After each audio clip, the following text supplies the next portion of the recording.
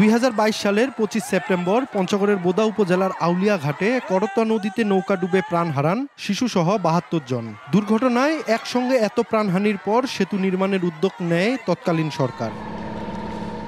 দুর্ঘটনার 2 বছর পর 2024 সালে আউলিয়া ঘাট কালিয়াগঞ্জ রুটে 345 মিটার ও মারেয়া বড়শশী রুটে 545 মিটার দীর্ঘ দুটি সেতু নির্মাণের কাজ শুরু হয়। চলতি বছরের ডিসেম্বর প্রকল্পের মেয়াদ শেষ হওয়ার কথা থাকলেও 345 মিটার দীর্ঘ সেতুটির নির্মাণ শেষ হয়েছে মাত্র 55%, আর অন্য সেতুটির মাত্র 2টি পিলার নির্মাণ করা হয়েছে। বাধ্য হয়ে এখনও বাঁশের সাঁকো ও নৌকায় করে নদী পার হচ্ছেন এলাকাবাসী। হবে কয় আছে ইতিবাদে নৌকায় ডুবিল, ডুবি 70-72 জন লোক মারা গেল এই পারাবারের জন্য। আমাদের মেয়েরা পড়তে যায়, আমাদের অনেক রিস্ক হয়, অনেক ভয় লাগে। আমরা রুগী নিয়ে যাইতে পারি না, অতি তাড়াতাড়ি হাসপাতালে নিয়ে যাবো, আমাদের সমস্যা হয়ে যায়। ব্রিজটা যদি দ্রুত হয় অনেক জনগণ আমরা উপকৃত হবো আর কি। এটা শেষ হলে 4-5 লক্ষ লোকের আর্থসামাজিক উন্নয়ন এবং উৎপাদন ব্যবস্থা বিভিন্নভাবে এই এলাকাটা এগিয়ে যাবে।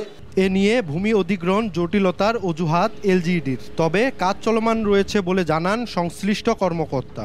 ভূমি অধিগ্রহণ প্রক্রিয়া চলমান রয়েছে। ভূমি অধিগ্রহণ প্রক্রিয়া দ্রুত সমাপ্ত হলে আমরা কাজটি নির্ধারিত সময়ের মধ্যে সমাপ্ত করতে পারব। এলজিইডির তথ্য মতে দুটি সেতু নির্মাণে ব্যয় ধরা হয়েছে মোট 110 কোটি টাকা। সোহাগ হায়দার, সময় সংবাদ, পঞ্চগড়।